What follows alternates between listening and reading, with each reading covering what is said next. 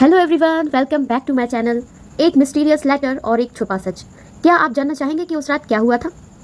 तो आज के वीडियो से आप सीखेंगे पास्ट टेंस का एक्यूरेट यूज़, सेंटेंस का सेंस कैसे पकड़ते हैं एंड हेल्पिंग वर्ब और वर्ब का असली काम क्या होता है, और इंग्लिश वोकेबलरी को इमोशन के साथ कैसे याद रखें। So let's start the story. Aarav and Siya were celebrating their 5th wedding anniversary at a secluded mountain resort, romantic, silent, away from the world. Means Aarav और सिया अपनी 5वीं शादी की सालगिरह एक एकांत पहाड़ी रिजॉर्ट में मना रहे थे, रोमांटिक, शांत और दुनिया से दूर। तो इस लाइन में आप एक्शन कैसा देख रहे हैं? पास्ट में देख रहे हैं, और वो भी कैसा एक्शन है? ऑन गोइंग, मतलब अभी कंप्लीट नहीं हुआ है, मना रहे हैं तो चल रहा है काम। इसलिए यहाँ पर हमने हेल्पिंग वर्ब क्या रखी है? पास्ट की बात हो रही है इसलिए वर्ब रखा है, और वहाँ पे काम सेलिब्रेशन चल रहा है इसलिए सेलिब्रेटिंग आएगा। एंड सेंस क्या है या सिचुएशन क्या है इस टेंस की? ये क्रिया चल रही है, मिडल ऑफ सेलिब्रेशन में है। एक्शन कैसा है? ऑन गोइंग है। वर्ड सेलिब्रेटिंग क्या कर रहा है? शो कर रहा है on going action in the past. सिक्लूड, सिक्लूड इसका मतलब होता है एकांत या अकेला। एनिवर्सरी मतलब होता है सालगिरह। एंड रोमांटिक मतलब होता है प्रेम से भरा। And away from the world means होता है अलग थलग या दुनिया से दूर। That night Riya received a mysterious letter. Your biggest gift awaits tonight but only if you recognise it. Means उस रात सिया को एक रहस्यमयी चिट्ठी मिली।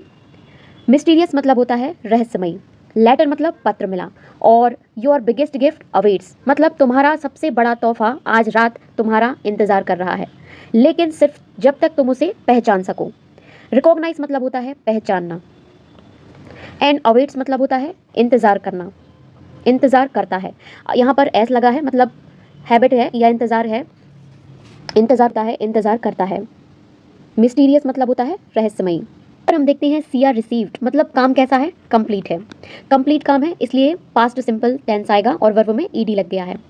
एंड सेकंड हमारा जो है वो है अवेट्स। अवेट्स मतलब प्रेजेंट सिंपल, एक फ्यूचर एक्शन का संकेत है कि योर बिगेस्ट गिफ्ट अवेट्स मतलब इंतजार कर रहा है, और ये किसकी बात हो रही है? फ्यूचर की बात हो रही है, लेकिन इसमें प्रेजेंट टेंस में फ्यूचर का भाव है, इसलिए हम इसे प्रेजेंट टेंस में ही वर्ब बनाएंगे। एंड रिसीव्ड मतलब होता है प्राप्त घटना हो चुकी है। ये पूरा सेंटेंस हमें एक घटी हुई क्रिया या उससे आने वाली घटना की सूचना दे रहा है। She smiled, assuming Aarav had planned a surprise, but he denied writing any letter. Assuming मतलब होता है मान लेना या सोचना। एंड हैड प्लान्ड मतलब पहले से कोई योजना हमने क्या कर ली है? बना ली है पहले से। एंड डिनाइड मीन्स होता है मना करना। एंड सरप्राइज मतलब होता है आश्चर्य। तो यहाँ पर क्या सेंस आ रहा है? इवेंट पूरा कंप्लीट है, पास्ट थिंकिंग हो रही है, शी स्माइल्ड एंड उसने तभी अज्यूम किया, और झूठे अनुमान की स्थिति है। हैड प्लान्ड मतलब पास्ट परफेक्ट, पहले से ही प्लान तय हो चुका है, और शी स्माइल्ड मतलब क्रिया पूरी हो चुकी है, इसलिए इसे पास्ट सिंपल टेंस में बनाएंगे। Suddenly the lights went out and the ticking of an old clock echoed through the room. Suddenly means अचानक से, वेंट आउट मीन्स होता है बंद हो जाना, बंद हो जाना। एंड टिकिंग मीन्स होता है टिक टिक की आवाज़। एंड एकॉर्ड मीन्स होता है गूंजना। तो अचानक बत्तियां जल गईं और एक पुरानी घड़ी की टिक टिक कमरे में गूंजने लगी। तो यहाँ पर क्या हो रहा है? सिंपल पास्ट है, दोनों एक्शन क्या हो रहा है? घट चुके हैं। सडनली लाइन वेंट आउट घट चुकी है, एंड और गूंजना क्या हुआ है? शुरू हुआ। शुरू हुआ मतलब कंप्लीट हो चुका है, कंप्लीट एक्शन है, इसलिए हम इसे पास्ट टेंस में बनाएंगे। वर्ब में ईडी लग जाएगा। वेंट पास्ट की, पास्ट वेंट आउट मतलब कंप्लीटेड एक्शन है। A projector flickered on revealing a hidden truth from Aarav's past, a secret buried for 5 years। Flickered on means होता है झिलझिलाना, झिलझिलाना। लाइट क्या कर रही है? झिलझिला रही है, और ये हमारा कैसा है? एक्शन शुरू हुआ है, इसलिए यहाँ पर कैसा है? पास्ट सिंपल टेंस आएगा, एक्शन शुरू हो गया है। रिवीलिंग, रिवीलिंग मतलब साथ साथ की क्रिया है, इसका मतलब होता है उजागर होना, रिवील करना किसी चीज़ को, उजागर करना। तो ये हमारा प्रेजेंट में बनेगा, क्योंकि ये साथ साथ की क्रिया हो रही है, उसी के साथ हो रहा है। And worried for 5 years means दफन था। वरीड मतलब होता है कुछ दबा हुआ, तो दफन था क्या? Present perfect.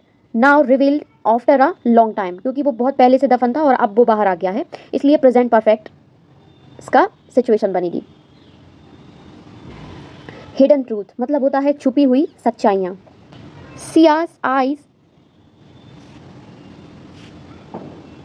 Sia's eyes welled up, but she remained silent, eerily calm. Means welled up, आंसू भर जाना, आंसू भर आना को बोलते हैं welled up. And remained means होता है बनी रही. साइलेंट मतलब होता है चुप, एंड इरीली मतलब होता है डरावने या रहस्यमय तरीके से, और काम मीन्स होता है शांत।